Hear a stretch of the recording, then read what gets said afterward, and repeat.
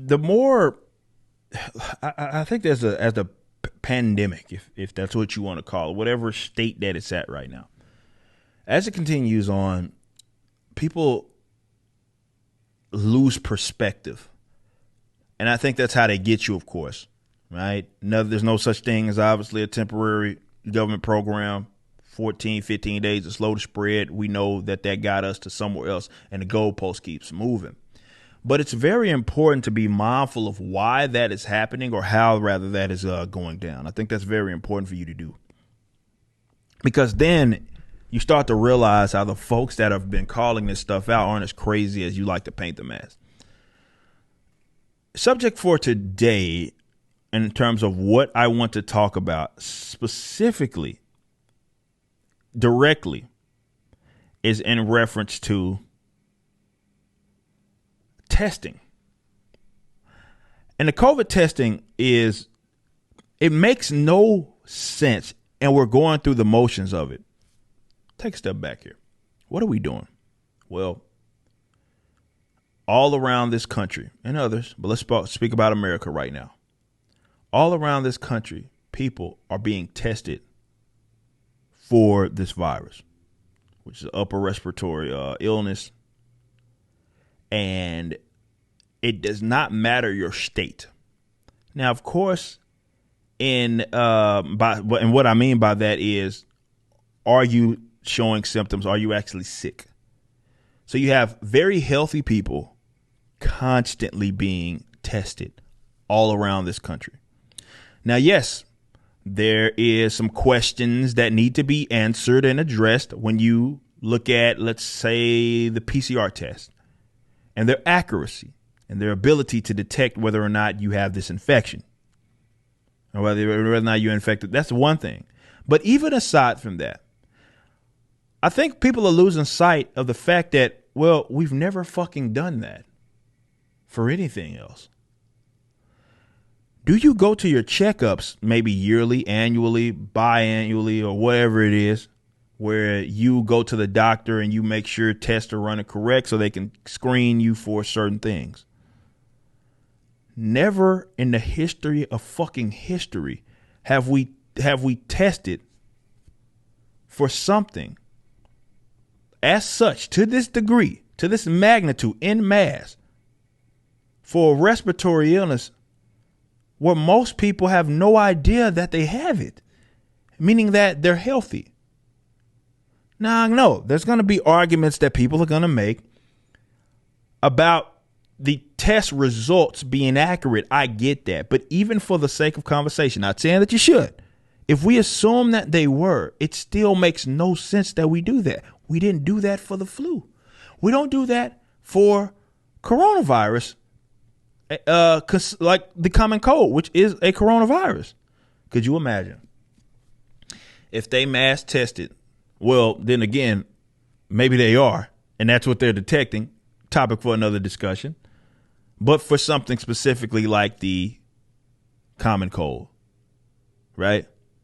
I'm pretty sure there'd be a lot of people who are testing positive. And that can probably be said for other similar illnesses, including the flu, which obviously has taken the year and some change off. There is no flu anymore. Context it matters. It's key.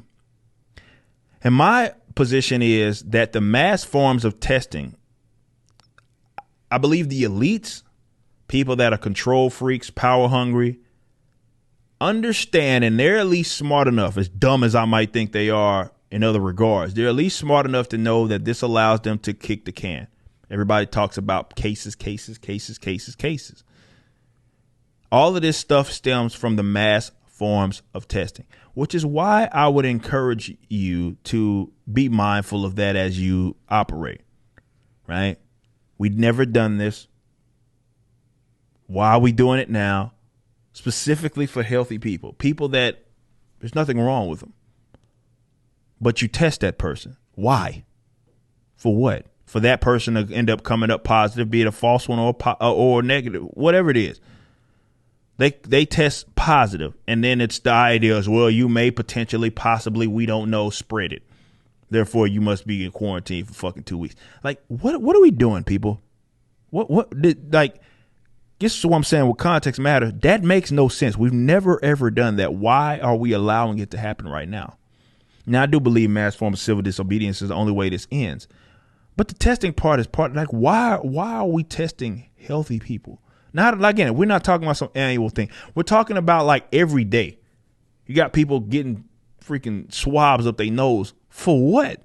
Having no symptoms, just completely normal. We've grown accustomed to this term, and even I was using it probably way too often earlier on in the pandemic. Asymptomatic. What is asymptomatic? You're not sick. That's what it means.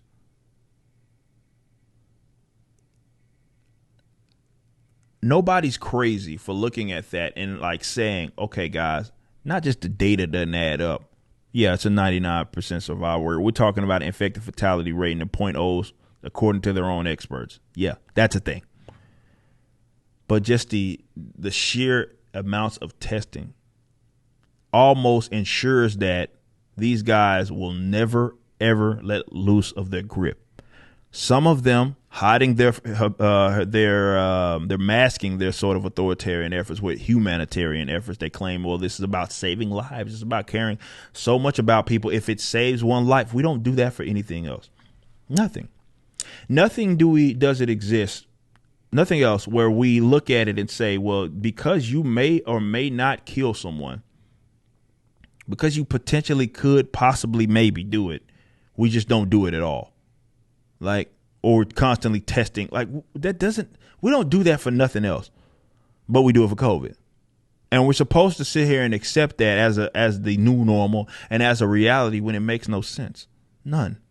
It doesn't make any sense unless you want people to basically live in this perpetual prison, whether it be in their own homes. You got the countries of the New Zealands, the Australians, and what it is they're doing, concentration camps, stage 4 lockdowns, which is their highest lockdowns for one case, positive case. Like, what the fuck? This doesn't end until we get mass form of civil disobedience. I just want y'all to understand that. You just watched a clip from my podcast, For Canon's Sake.